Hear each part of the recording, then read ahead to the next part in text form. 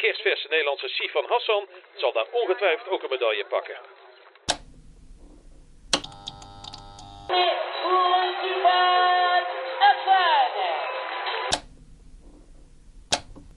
I was just telling myself, no, be patient, just follow the pace.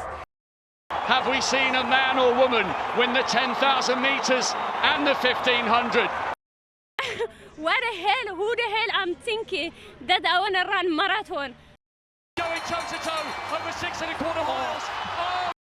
First place, Sifan Hassan. So I think my brain is so scared of me.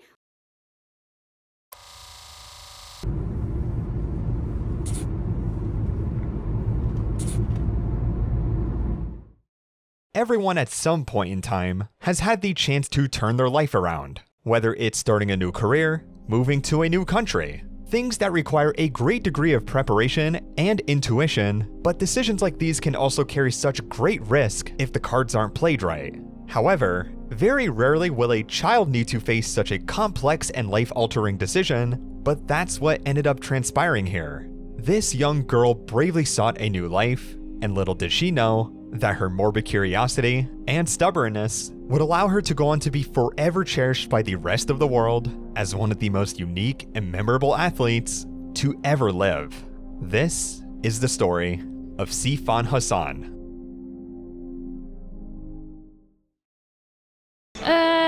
It was very great, and win European champion.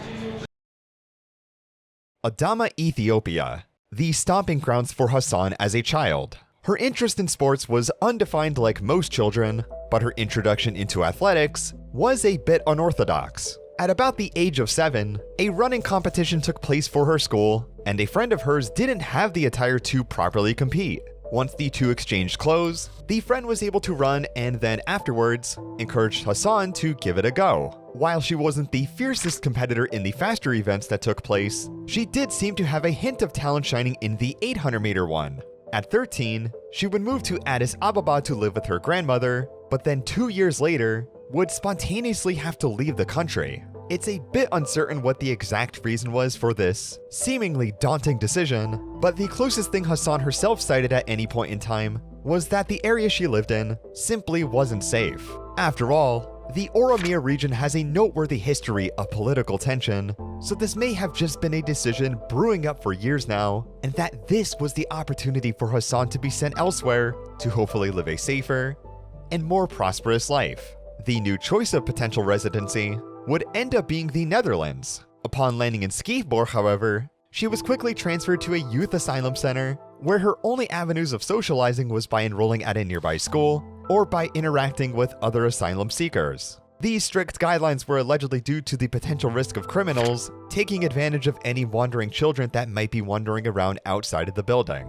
Nevertheless, this combination of complete familial isolation and a very strict lifestyle left Hassan miserable most hours of the day. But a few months into this transition, Hassan eventually transferred shelters, and this is thankfully where glimmers of hope would start to arrive. While unable to find an athletics club based in her new location, Hassan would stumble upon a group of athletes in Leeuwarden about a year later. This club was AV Leonidas. Hassan's first competitive steps were actually done on the grass, placing near the top in her age group in cross-country races. She also took part in her first ever track race in April 2010, a 1,000-meter race where she ran a time of 3:10.5.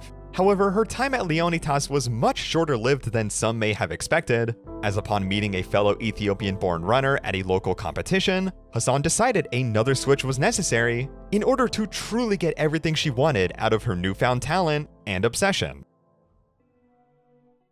Eindhoven Athletics based in Eindhoven, of course, was a relatively new but very flourished club when it came to competitive running. Not only was Hassan placing well in domestic fields, but even managed to secure a win at the Eindhoven Half Marathon for her debut in the event. This was not only the first time she gained recognition nationwide, but it was also her best performance throughout any event she had done by far. Since Hassan now defined herself as an endurance prodigy, it was time for her to scope out the competition in adjacent countries for some slightly bigger challenges. 2012 overall showed great improvements to Hassan's mechanics and aerobic engine, setting a big personal best in the 1500 while dominating a semi-professional level field in the process. This momentum carried over for the rest of the season, finishing things up with a 4:08.24 1500 meter PR and a series of wins that was bound to give her some legitimate credit as a future professional grade runner. With another coaching and location switch, next year was a complete overhaul for Hassan. She joined a formal training camp in Portugal, started optimizing her mechanics even more,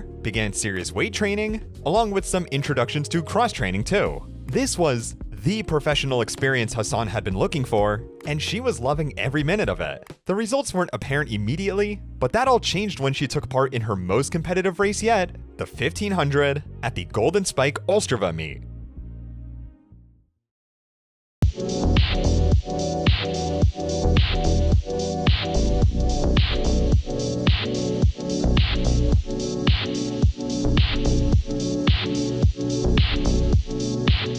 And it looks like it is Hassan from the Netherlands. And what an impressive finish it is as well. An outstanding finish, in fact, of 4 minutes 04.03.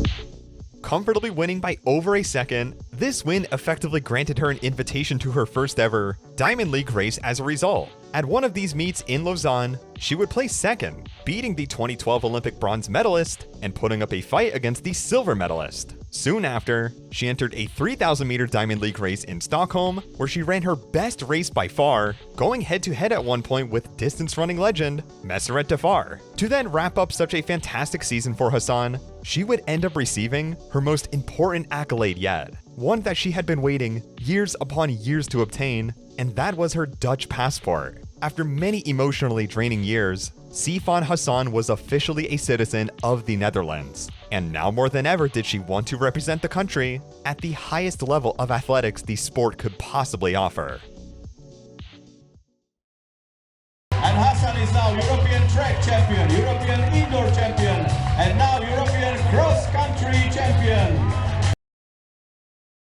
2014 did not host any noteworthy world championships outside of the indoor ones, giving Hassan ample time to prepare for the 2015 games set to occur in Beijing. Nevertheless, she still took part at these indoor games in Poland, making the finals in the 3000 and placing 5th overall. What transpired during outdoor, though, could only be described as a gauntlet of high-quality performances. A sub-15 5K opener, broke 4 for the first time in the 1500, proceeded to then run 3:57 flat in Paris for her first ever Diamond League win, and mind you, this was only up until the beginning of July. She then won her second Diamond League race in a row, almost won 2 European Championship titles, and eventually ended her season in mid-September, finishing things off with another solid 1500 meter win. In one season, she competed in 19 separate races, winning over half of them, and placed no worse than 5th at all but one. 2015 showed no signs of slowing down either, as she did not place any lower than 3rd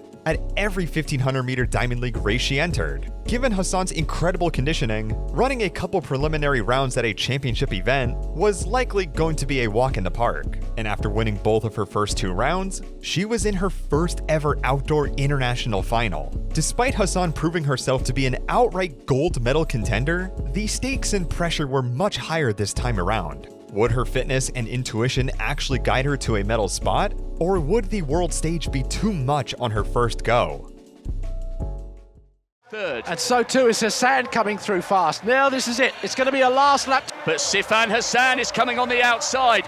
The world record holder becomes the world champion. Hassan the bronze, Sayum is 4th. Champion at great silver for her. Hassan, the European champion, has to settle for bronze.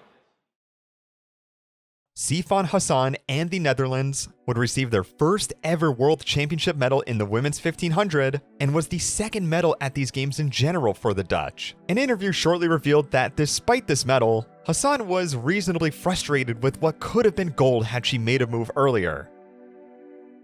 The last 200 was only 30.8, barely. That's why I always have the last 200. But the last 200 I'm behind. I'm the one who ran the last 200 very fast because I have to catch up everybody. Yeah. This makes me so sad. Yeah. But in the end, a bronze medal for a World Championship debut was certainly nothing to scoff at. For now, it was back to training and back to the cutting board. After all, the Rio Olympics were just around the corner, and Hassan now had all the confidence in the world that she could bring home the gold, so long as she remains in top form. Olympic years are traditionally a bit more conservative for an athlete's racing schedule. Therefore, the goal at this point was for Hassan to sharpen her tools and to check any and all boxes before she was off to Rio. During the indoor season, she took part in the indoor championships held in Portland, Oregon, and while the field was missing a few heavy hitters, a world indoor title was a great accolade to have now nonetheless, and it was now time to see what type of shape she was in during some early outdoor meets. Victory, a big win, and just outside her personal best. Not too far off her personal best, 8:24. Helen Obiri. Scapă în câștigătoare. Admirabilă cursă făcută de Angelica Cicioțca. That's odd. It turned out Hassan was dealing with a thigh injury that explained her absence from racing, as she wouldn't return until as late as July for the European Championships. In an extraordinarily tactical race, Hassan was surprisingly outkicked in the final 100 and barely hung on for the silver in the last 20 meters. With only a month before the Olympic Games, she competed against a relatively tough field in London, but was bested by a prime Laura Muir, struggling to even get under 4 minutes as well. Hassan's Olympic debut looked a bit shaky to say the least. Whatever she had was going to have to be enough though, and with no turning back, it was time to put together a plan that would hopefully guide her to Olympic stardom.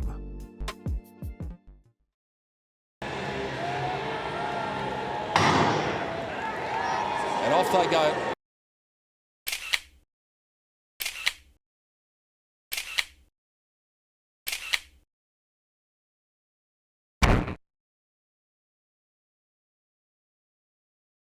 After a few more post-season Diamond League meets where she put up some solid times, Hassan's coach tweeted out that she went to train abroad and sought coaching guidance elsewhere. This meant it would be yet another new project Hassan was going to have to put together. But this wasn't your ordinary project, and certainly not a project worth sleeping on during this time either. This was the Nike Oregon project, to be exact.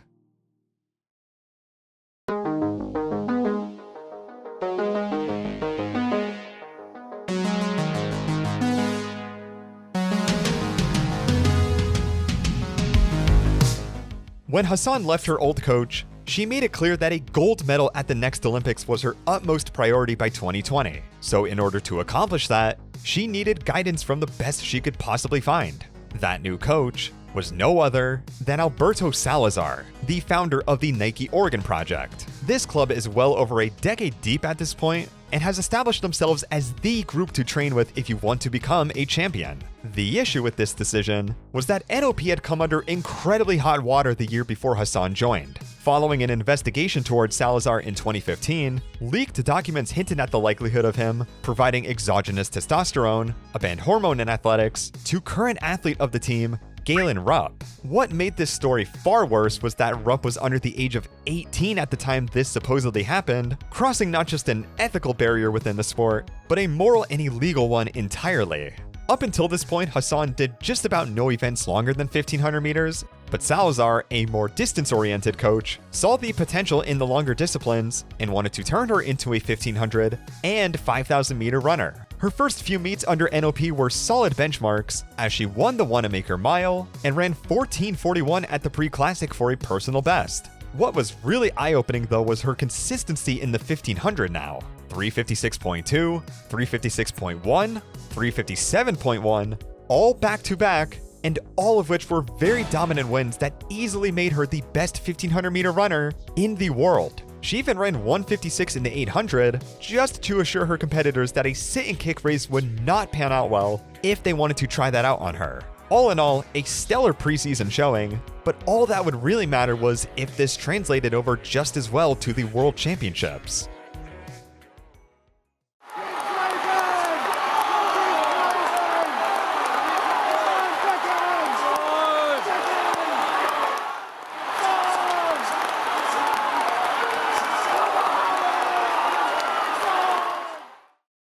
Coming on the inside, Kip Yegon is coming away to win the only title missing from her collection. Colgan for Great Britain. Sifan Hassan, Helena Beery. What a race this is turning out to be between Alnaz Ayana and Helena Beery.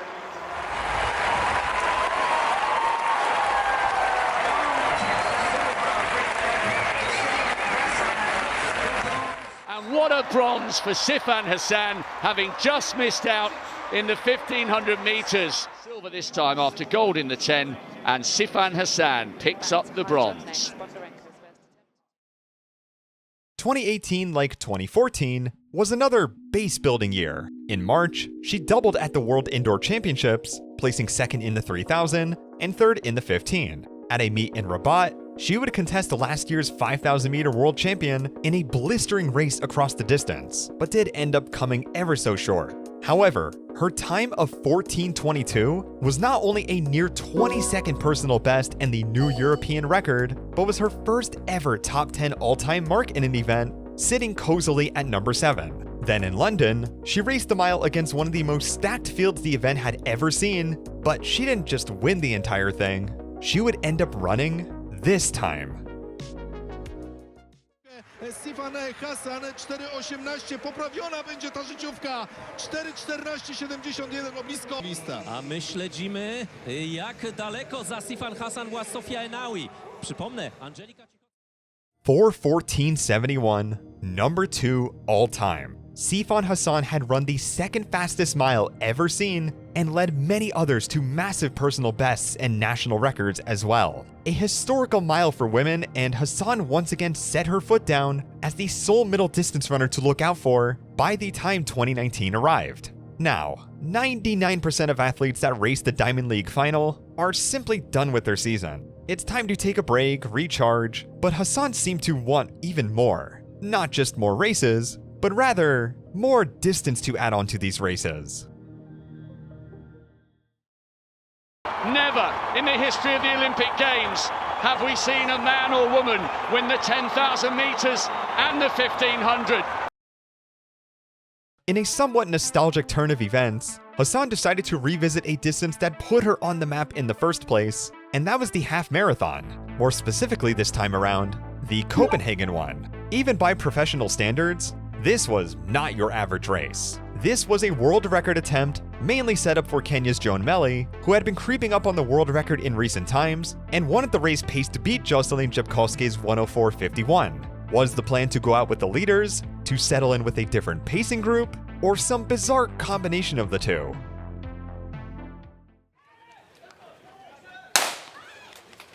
Og så gik startpistolen, som den skulle, og så går løbet i gang, som det skulle. Og 10 km-mærket for et år siden blandt de førende, og den var reduceret til 3 mand ved 16 km, hvor det altså gik rigtig stærkt.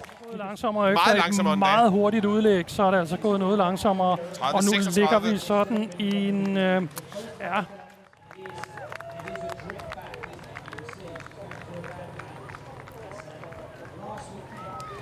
Så efter verdensrekordtempo, Melli, og vi har kunne se det, paceren... Nej, hvor er det godt løbet! Det her, det er helt vildt. Wow! Hun har ikke løbet en betydende halvmarathon nogensinde. En enkelt hjemme i Holland for mange år siden i en sejr, troede vi. Men også et brag af et løb af danskeren, som er på vej til en fantastisk titel som dansk mester om et øjeblik. Det gør hun virkelig, virkelig imponerende. Er det 1:05 og en 15? I'm so tired for a long season, and yeah. Well done. You're the Copenhagen Marathon, half marathon champion, Sifan Hassan. Yes, good work. Thank you so much. There is quite a lot to go over for this race. For one, Hassan did indeed go out in world record pace, which was already brave enough given her inexperience in the event. Then, she fell off the leader multiple times, almost to the point of falling completely out of frame, and frankly looked like she was out for the count. But she came back, multiple times actually, proceeded to then breeze past Melly before 20K, and finished with a time that not only destroyed the European record, but was number 8 on the all-time list. These are all insane accolades, but Hassan's reaction seems to say even more than all of this. This is a level of euphoria and animation she has almost never expressed after a race. There was something not just about this win, but also this distance that unlocked a new level of potential and excitement and had now begun to entertain the idea of running the 10,000 at future major championships. Instead of circling around the banked 200-meter track indoors, Hassan was now using the roads as a way to get in shape before her Diamond League circuit began. What better way to start off the year than a 5K world record in February? In all fairness, this record is notably softer than the track variant, but still a great start nevertheless. She also came back to the half a lot sooner than some may have thought, winning her third race across the distance and recorded her second 105 in a row. Once she returned to the track, it was back to the middle distance grind, and Hassan put up some fantastic marks over the next couple months, one of which included a win over Dibaba in the 3000. Shortly after this, however, she was scheduled to run in Monaco, which doesn't sound that significant on the surface. Isn't this just another Diamond League meet? Yes, but also not really. This is a track and venue that was known to be uniquely fast, given the amount of high-level marks set here. There was just something magical about Monaco, and as it turns out, this race would ultimately be no exception. Too much, but now they're into it, now they've got a rhythm going. Not too bad actually for that first lap now. Be like as she goes to 800 and 208.2. Behind these two is a yawning gap behind them. They go through in 3:10.13, 10 at the bell. The world record for Mastakova from 1996 is 4:12.56. I don't think we're going to see that, but a lot of dry. She's going to get there. Wow, 4:12.33. She has got the world record. Unbelievable, it never looked on. And I give that, when I finished this world record, I was like, no way. I couldn't believe it. So, yeah, you're saying that the pace... With a reasonably conservative start, but a beautiful negative split in the second half, Sifan Hassan was now a track world record holder, eclipsing the former mile one from 1996 by a little over 0.2 of a second. With only a couple weeks to go before the World Championships, some more surprising news was announced, where Hassan elected to not just race the 10,000, nor the 5K, 10K double that the best athletes in the sport have done either. She was entered in the 10,000, 5,000, and the 1,500, a triple that no woman has ever tried before. The only 10,000 meter race Hassan had run up until this point was a more low-key meet in the US, but her half-marathon resume did make a compelling case for some potential in the event still. Fans of Hassan also couldn't get too excited though, because these other two events were tentative until she found out how the 10,000 meter final went. Our first track final of the 2019 World Championships. This could be a great duel in the early evening haze. To no surprise, it's fairly passive from the gun. The first 10 minutes meander about until a group of Kenyans take full control, with Helen Obiri at the front. Hassan responds, but still remains cautious, tailing a couple Ethiopian runners that won in on the action too. However, 21-year-old Letesembet Gide had other plans. With an entire mile to go, she tries to isolate the veteran field with an aggressive surge early on, stretching the top 6 out almost immediately. Hassan, once again, responds pretty well, but is either observing from a distance or is legitimately struggling to keep up with the 4:20 mile pace that doesn't show any signs of letting up. With 1,000 meters to go, Hassan manages to pick off Obiri, and with 600 to go, is now hawking down the Ethiopian prodigy, and has now put herself in contention yet again to finally claim her title as the best in the world. She's trying to do it here, for her country, for her family, and Gide still won't give up. Yes, she can. Sifan Hassan is the world champion, and what a run from Letesembet Gide.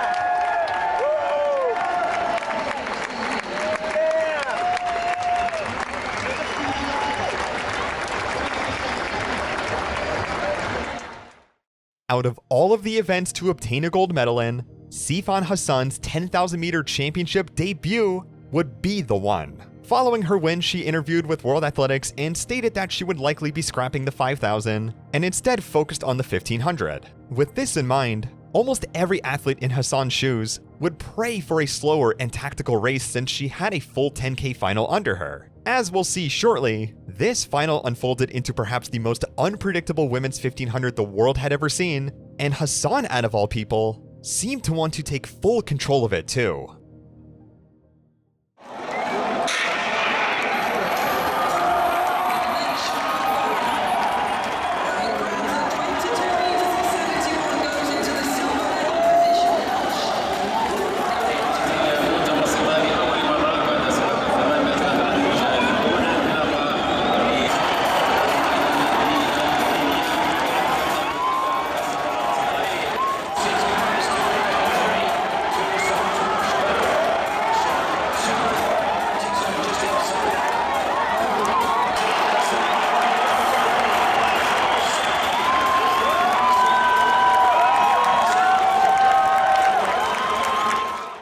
it's going to be just outside the world record.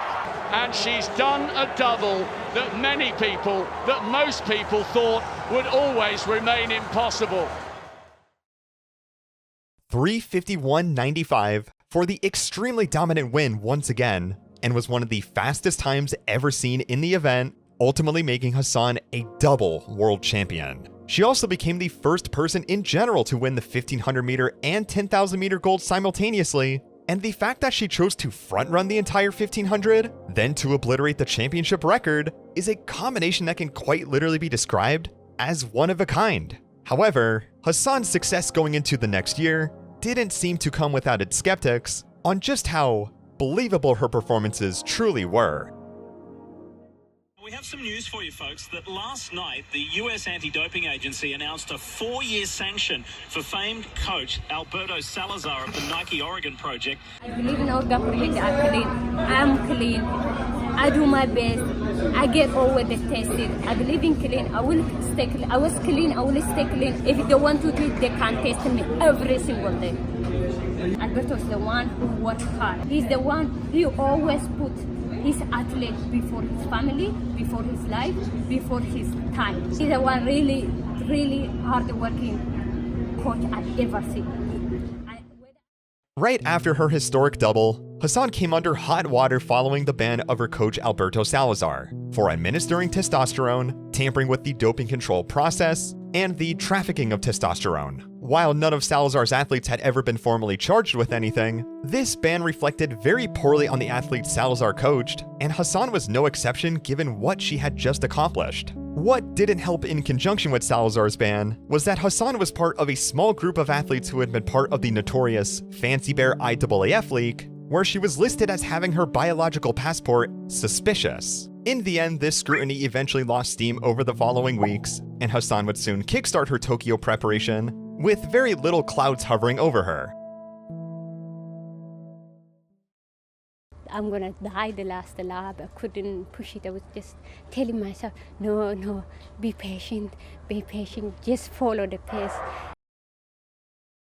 Due to the March 2020 pandemic, the Olympics were rescheduled until next year, but Diamond League races did open up only a couple months after. Hassan wouldn't race one of these until August, but it would end up being her first DNF in a race, which was a 5K between Gide and Obiri, where she would drop out with about 1K to go. In September, Hassan and marathon world record holder Brigid Koske would face off in an incredibly unique showdown in the 1 hour category and broke the distance record for the event. Then to cap off the year, she ran the European record in the 10,000 at the FPK Games, reassuring that her showing in Monaco was nothing more than a fluke. Interestingly enough, Hassan returned to Hangzhou for another crack at the record, but in much better conditions and also much earlier in the year as well. The world record was set a few years ago in 2016 by Ethiopia's Almaz Ayana, so Hassan's goal was to go out at exactly record pace through 5,000 meters and to see what she could work with from there on. Thanks to the newly introduced wavelight technology that Hassan had access to during her first attempt, she would be paced perfectly through 5K in 14:38 and had even started to pull away from the lights with a couple kilometers left. Surely enough, she went into the final kilometer well below world record pace, but decided that a couple seconds wasn't enough of a gap to beat it by. It's another chapter in the history books under the name Sifan Hassan, 29:06.84. Absolutely stunning. Now that she had the title of the fastest time in this event, it was without question that Hassan was the best 10,000 meter runner in the world right now. Keep your eye on the clock in the background. I think she's going to do it. It's going to be close, but she's going to get there. 29:02, a new world record. Oh, okay. Well, at least she's still the best 1500 meter runner right now. Puts daylight between her and Hassan. Watch the clock. It's going to be just outside the world record. It might just have made up Sifan Hassan's mind about which event to take on at the Olympic Games. Huh. No matter what records Hassan was breaking or what type of shape she was in, her competitors could not help but one-up her immediately after. Sets the 10K world record, Gide beats it 2 days later, goes into Monaco with the fastest 1500 meter personal best, gets obliterated in the last 200 meters at her own game by Kipyegon, and no longer has the fastest personal best either. Very rarely can a narrative shift this quickly at this high of a level, but all of a sudden, you just did not have a definitive winner in either of these events. Hassan and her coach, seemingly undeterred, would still plan on competing in every discipline from the 1500 to the 10,000. This means 3 rounds of the 15, 2 rounds of the 5,000, and of course, the 10,000 meter final to wrap it all up. What made things a bit scarier though, was that Kipyegon and Gide would only be doing their specialty events, so Hassan was going to need to find a way to contest them, despite them being twice as fresh as Hassan will ever be at these games.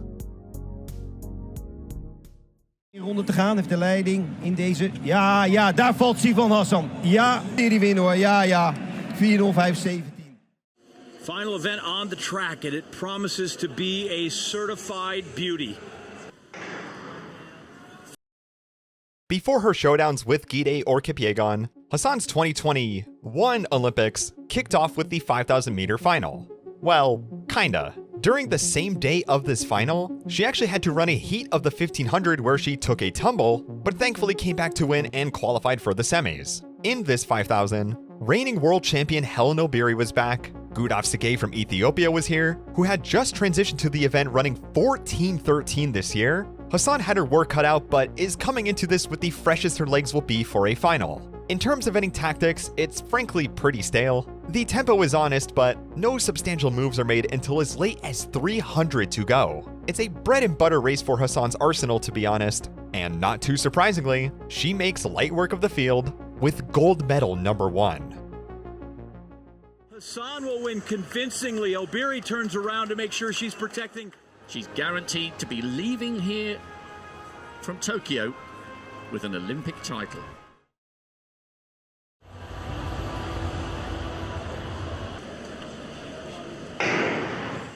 As noted before, Hassan fell in the heats but cruised on by to make the semis. In the second round, she looked fine too. No notable issues, no signs of weakness, and she's found herself in her second Olympic final. Like 2019, she tries to wear the field out despite Kipyegon having the fastest personal best. A sub-63 lap immediately has a good chunk of the field struggling, and it is abundantly clear who's fighting for a medal as early as 800 meters in.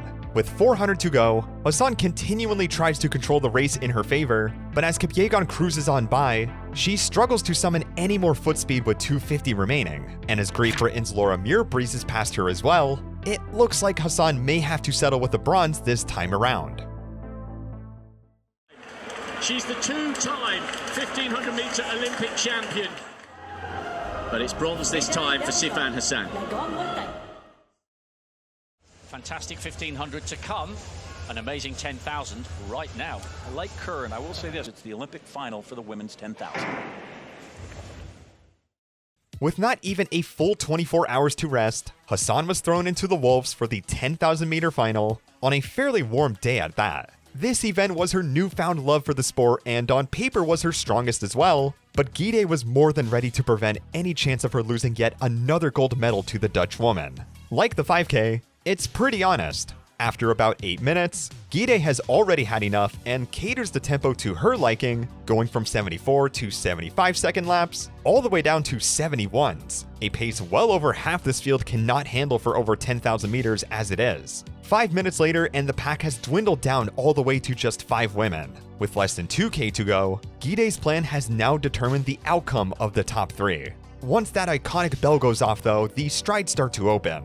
Gide is going completely to the arms while Hassan seems much more relaxed, patiently waiting for the right time to strike. Given her experience in the 1500, she has seen this spot over and over again, sometimes with great success, but other times would fall apart at the seams. She drops Gide amidst the lapped runners and it's only Gezahein she has to worry about. But as she takes a peek at the big screen and sees that her speed is enough to fend the Bahraini competitor off, Hassan would have nothing more to do but to revel in what would be her 3rd Olympic medal in a row and the 2nd one that would have that gold color shining. She's done that, and yet in between, she also got a bronze in the 1500. Breathtaking. 61 seconds for the final 400, and Sifan Hassan was now a triple medalist at the Olympic Games, becoming the first woman to ever pull off a triple like this, and was the first 5K 10K double gold since Tirunesh Dababa in 2008. From the 15 to the half marathon, Hassan was by nearly every metric damn near unstoppable. As we'll see going into next year, however, this status would prove to be a lot to live up to. I was so scared. This morning? Yeah, this morning. I was even tell my manager, tell my coach, why I decide to run marathon? What is wrong with me? The 2022 World Championships were set to occur in Eugene, Oregon. Since Hassan won the 15 and 10,000 in 2019, she was granted a bye and didn't have to run a qualifying standard in either of these events. Since she was likely going to plan on tripling again, she got her world standard in the 5,000 at a low-key meet. However, the World Championships were already right around the corner by the time she did this. In fact, this was Hassan's only preseason race in 2022. With the 10,000 being the very first final she had to run, many were wondering if Hassan was in the right condition to contest these women across all of these events, and if so, what kind of placements could they expect from her? What a title defence this would be for Sifan Hassan. She's done nothing all season. Abiri's closing. She drifts out. Letessenbet Guides. Hassan, the defending champion, just run out of it. But what a last 150 metres. Sifan Hassan run out of it here in the 10,000 metres. She was fourth. And Segei has drifted towards the outside of lane one, and that's allowed Sifan Hassan to come through on the inside. But Gudaf Segei takes the 5,000 metre title. Chebet takes the silver. I took this year easy because of last year.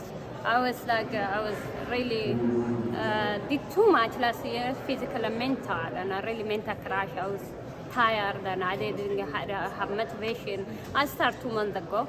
It is what it is. I take easy and I take easy results also. Yeah, I didn't run at all. Now, I took 2 months and I tried to run. But I was just mental crash. I don't have really any motivation. I think my cortisol go down and my dopamine go down. I think I was just crashed, you know? Because Paris in 2 years, I don't want to really push myself and burn out. I saw many athletes who become Olympic champion, broke world record, keep continue and burn out, then nowhere. I don't want to be that person. That is my goal. I don't know what is going to happen in 2 years, but my goal is take this year easy and be again the best in Paris. Hassan's assessment of her all-around health after these races was more than understandable, especially given the work she had put in throughout 2020 and 2021. If anything, it was fascinating that an athlete can just start running on a whim after months of no aerobic stimulus, only to put up a respectable fight with the best at the world stage. But then months down the line, this news came out too. On February 2nd, 2023, the London Marathon Elite Fields would be officially announced, and in the event's own words, it was the greatest marathon field ever put together. You had last year's champion and the current 10K and half marathon world record holder, Yalamzerf Yahualo, 2021's Olympic marathon champion, Perez Jepchirchir, and the fastest woman to ever run a marathon, Brigid Kosgei from Kenya. Then there's Almaz Ayana, who's run 2:17 and won the 10,000 meter gold in 2016, speed demon Genzabe Dababa, who had also run 2:18 and was Hassan's former track rival. The list just goes on and on. But then there's Hassan, listed as a debut, an implied giant question mark, if you will. Hassan and her coach would eventually come out with a few statements that, if anything, had people even more curious, given the way they described this build-up. One day I just wake up and I'm really curious athlete, and I just say one day, okay, I want to do some new, and at the marathon, because I already did so many things in track, and I was Sunday, okay, I want to do marathon, because I didn't practice, do run and long run and drinking, and I don't know what I'm gonna do to my body neither, and now fast the whole month, and now to suddenly I give to my stomach so much drink, I don't know what is gonna happen. That's also I'm really nervous about it also. Have you coached a marathoner before? No, I haven't. Yeah, so this is in January She was a little bit sick. She flew to the Netherlands because the water is not clean in Ethiopia. Anyways, so we lost several weeks of training. Yeah, she's going with the leaders. Yeah, she's going to follow them at whatever distance. Yeah. To put it bluntly, Hassan's preparation was anything but optimal, and her coach was 100% adamant that she would indeed go out with the leaders. But more signs than not were pointing towards Hassan just finishing the race in a solid time, as opposed to her being a winning contender. What has rightly been called perhaps the greatest women's not only marathon race but distance race of all time. Well, we're all looking forward to seeing how Sifan takes this on. She said, so the women's elite runners in 2023 get underway in their quest to become the London Marathon champion. Well, worrying signs for Sifan Hassan. She's been holding her left side, has been grimacing. I think, and there we go. Taking the right decision. She stretch it out. She might try and get going again in more training, but that is now the decision. She needs to stop. Somebody needs to give her some advice. Thinking, and probably she was thinking, my race is over. This is what I love about the marathon. You go through. Women's only world record in this group. Plenty of great names in that group, and they're about. But Sifan Hassan is now locked on to this lead group. Just on this section of the course. Oh, Sifan! And I'm not sure that. An incredible performance from the Dutch athlete, and she's been brilliant. Sifan Hassan is the champion. I swear to God, I just can't believe I win. Not winning, I just can't believe I finished marathon. What the hell, who the hell I'm thinking that I want to run marathon? I was crying this morning. Why I put this thing for myself? Why I say I'm going to run marathon? What is wrong with me? I think I have mental issue or something. I'll never forget in my life. I'll never forget it. Sifan Hassan, you've given us one of the greatest moments in London Marathon history. Very well done today. Thank you. Thank you so much. Multiple times where Hassan's chances of finishing the race had just looked about hopeless, over and over again she continued to claw her way back, eventually outkicking all of the greatest marathoners in the world, and to perform what was now widely considered to be the most shocking marathon performance in road running history. Even as far as 40k in, where the most crucial moves are made, Hassan did a complete U-turn to grab a missed water bottle, almost making contact with a motorcycle in the process, yet had the intuition and talent to brute force her way back, taking the London Marathon title and shocking the world in the process. Despite this generational performance, Hassan still had her sights set on the track, and she would yet again be tripling at the World Athletics Championships held in Budapest. Hassan's preparation into these championships was fantastic coming off of a marathon debut, but she had some people to look out for despite being in prime shape. She ran a crazy double of 29:37 and 3:58 at the FPK Games, but then at the London Diamond League ran 14:13 in the 5,000, but somehow landed behind two runners, Beatrice Chebet from Kenya and Gudaf Segei from Ethiopia. Faith Kipyegon then broke the 1500 and 5000 meter world records and planned on doing both of those at the World Championships, and Segei had been completely unbeaten, running unreal times in every discipline she possibly could too. But this is about Sifan Hassan going for a hat-trick. This is about Letesenbet Gide trying to win back-to-back titles. There she is. Look at this, Sifan Hassan, Letesenbet Gide and Gudaf Segei. Over 6.25 miles. Oh, and Gudaf caused Hassan to stumble. As she comes across the finish line, the fall has brought blood. I think we touched each other with the gap, and then I was just lost balance and I fall down. We saw you. Final Sifan Hassan, who fell, of course, 20 metres before the line in the 10,000 on Saturday. Here comes Hassan, McGeehan in fourth. 5, it's going to be not far outside that here, but it's Kipyegon's gold. Well, Telji, a brilliant silver for Ethiopia, and Hassan, that bronze for the Netherlands. World champion, Olympic champion, world record holder. The world record holder has the Olympic champion on her shoulder. Champion, the world cross-country champion. They've all delivered a big race, but it's Kipyegon who has the final say. Kipyegon had the crucial speed on the last 100 meters. Hassan deserves her place on the podium. Hassan's 10,000 meter final would end up in tragedy, where a heartbreaking fall would eliminate her chances of obtaining a medal altogether. Redemption would strike in the 1500, putting up a fight in the last 100 to stand on the podium, and in the 5,000, almost had the wheels after 5 separate races to outkick Kipyegon, but would have to settle for a runner-up spot. 10,000 meter tumble aside, Hassan still proved that the ever-evolving meta of women's distance running wasn't quite enough to prevent her from tripling at international championships. When it came to winning these races, however, it was going to require a level of fitness beyond that quite literally no one has ever seen before. With the Paris Olympics arriving very shortly, Hassan had some time, but not a lot to make some very important decisions, because if she wanted to embrace the feeling of a gold medal once again, a different approach to the games may be needed to fulfill that goal. Hi, my name is Sifan Hassan. I will be running 2023 Chicago Marathon.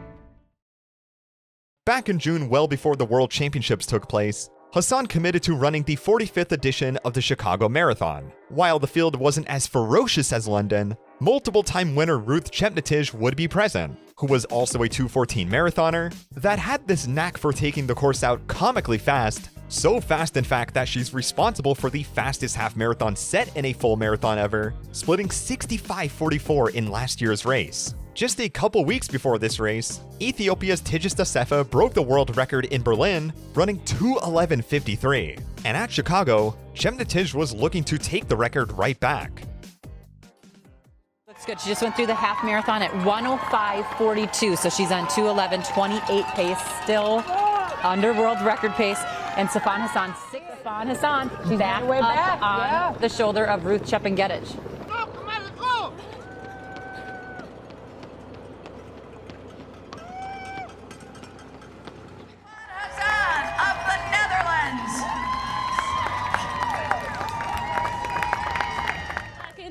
This is very good. I'm grateful. I can't wait to come back. Thank you, Sifan. Congratulations. Sifan Hassan, our women's champion today, guys. As Hassan's third Olympic cycle comes to a close, she officially enters her preparation for the 2024 Paris Olympics with a seemingly undefined path to success. Whatever it would be, the marathon seemed like it was going to be involved in some fashion, as she opted to take part in the Tokyo Marathon for her third race in the event, perhaps serving as a solid test run before her potential Olympic debut. Similar to Chicago, she wasn't directly with the lead pack through halfway, but soon suffered tremendously in the last third of the race, coming through the finish line in a relatively disappointing 4th place. At the LA Track Fest, she won against a decent field, but the time wasn't anything to write home about. And then at the infinitely more competitive Prefontaine Classic, she was nowhere to be seen, finishing 7th in the 5,000. She won the 5K at the Portland Track Festival, and then continued to show struggles in the faster events, placing 5th at the FPK Games against some of Europe's best. Needless to say, this is a rough stretch of races for Hassan, compared to her Tokyo buildup, and it's honestly no contest. Either she was doing the most gruesome training to where these races were nothing more than glorified workouts, or she was trying to overcome a roadblock in her training in the hopes that she would be ready by race day. Whatever it was, Hassan seemed ready for it, as just a few days before the Olympics were set to take place, she was entered in the 5,000, the 10,000, and the marathon. This didn't just mean she had 2 titles to defend, but now she had a brand new one that many thought was up for grabs for her too. But come on, a marathon after all of this? Pulling away the Olympic champion at 5,000 in the Chebet Kipyegon Hassan. What a run. Chebet the gold again, and Bakaletti this time can celebrate a medal. Sifan Hassan, what is it you say, a hat full of medals? She just keeps adding medals. She needs a bigger hat. Sifan Hassan, has she recovered from the 10,000 meters? Women's marathon is about to burst into life. The women's marathon was expected to be a bit warmer than the men's race, so as a unique precaution, Hassan was wearing a new cooling device known as the Omia's headband, where these little pieces act as cooling mechanisms since they draw heat away from your forehead. The headband could only do so much though, because it was not going to carry Hassan up this course. In short, the Paris Marathon course is plain at the start and finish, but it gets jarringly technical in the middle, as there are 2 separate dense hills you're going to have to go up, followed by a brutal downhill section that will have your quads screaming by the time the road levels out. In terms of competition, the defending Olympic champion, Perez Jepchirchir, was present, hot off of a London 2024 win, and the current world record holder, Tigges Assefa, was of course ready for a gold too. Shaky build-up aside, says that this is Hassan's biggest chance of winning a gold medal, but after 20,000 meters of track racing and a 10,000 meter final just 48 hours beforehand, would it be even remotely doable? The first 50 minutes are trivial. Everyone's getting situated and ensuring that their hydration and calorie intakes are intact. The hills are what will tell the majority of the story, and a few athletes do try to pull away at various parts of this section. Hassan does lose a bit of contact with a few runners during the 13% grade hill, but makes astonishing work on the downhill, as the course will soon even out now for good. Once we do get to that checkpoint, it's clear this harsh descent took a beating on the quads of many of the best women here, Jepchirchir being one of the first victims, ultimately leaving us with just 5 women left. A single mile now remains, and the first to fall off is Ethiopia's Amane Shenkile. Then it's Kenya's Sharon Lokedi, and then Helen Obiri relinquishes her chances for gold after bravely trying to lead the final kilometer. This was it. The 2 fastest women to run the marathon, 2.5 hours into a technical, disgustingly warm 26.2 journey, fighting for the title of their lives. It's turned into a frantic mad dash to the finish, and the course only seems to close in more and more.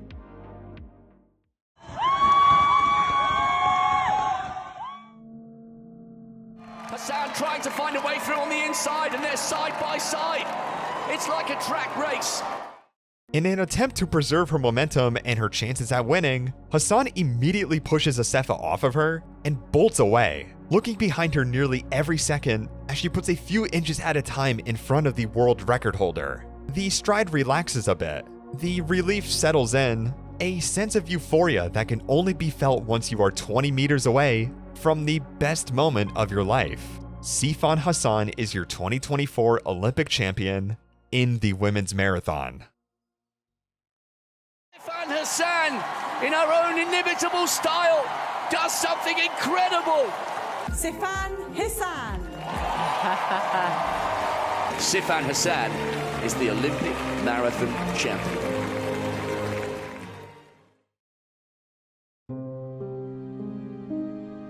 In 1952, Czechoslovakia's Emil Zatopek won 3 gold medals in the 5,000, 10,000, and marathon, all in one fell swoop. Because of the meteoric rise in talent, training optimization, and more, even medaling in all 3 at an Olympic Games has simply been considered an impossible task. For Hassan to look the best distance runners to ever live in the eyes 3 separate times, medal in all of these events, and then to beat the world record holder to win gold in the marathon 48 hours after medaling in the 10,000 meter final, was a statement that can only be described as quite possibly the greatest Olympic run by an athlete in track and field. Since there are 4 more years before the Los Angeles edition of these games, what does the Dutch superstar have in store for everyone in the meantime?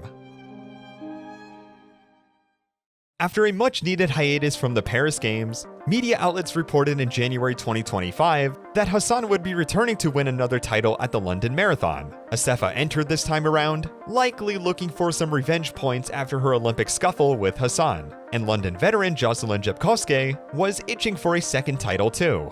The Pacers were also strictly women, which meant that they were going for the women's only record of 2:16.16 set by Jepchirchir at last year's iteration. 106.40 was a more than sufficient half to set up for this record, but Hassan didn't seem all that interested. By now we've seen that she can make this type of ground up, but unfortunately this was far from the truth this time, as Assefa and Jepkowski continued to battle until a little after 35k, where Assefa would come out with a clean victory, setting the women's only world record, and Hassan would finish third about 3 minutes behind. to wrap up Hassan's year, she was invited to the Sydney Marathon, which had become an official marathon major this year. After winning handily against Bridget Koskay, this means she has now won 3 out of the 7 marathon majors. Sifan Hassan's story is honestly downright beautiful and inspirational. From a young Ethiopian teenager escaping the harsh environment of the Oromia region, to establishing a new sense of identity in the Netherlands, to then developing a profoundly heightened sense of curiosity, courage, and tastefully applied stubbornness, this was what would ultimately set the tone for not just her career in athletics, but would establish who Sifan Hassan is today. A very curious woman who becomes an intuitive, fearless menace on the track or roads, and it'll be fascinating to see if she will commit to becoming the only athlete in history to win every single marathon major. However, there are still critics at the end of the day.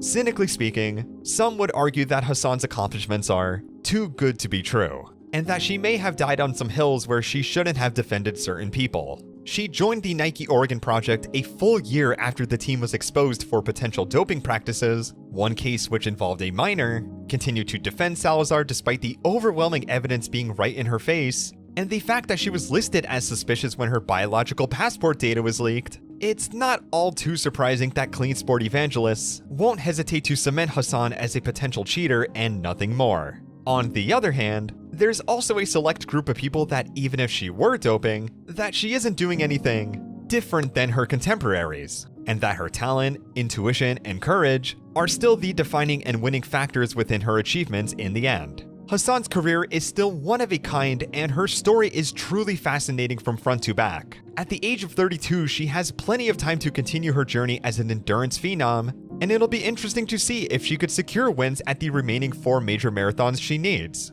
Until then, this has been the story of Sifan Hassan, and thanks for watching.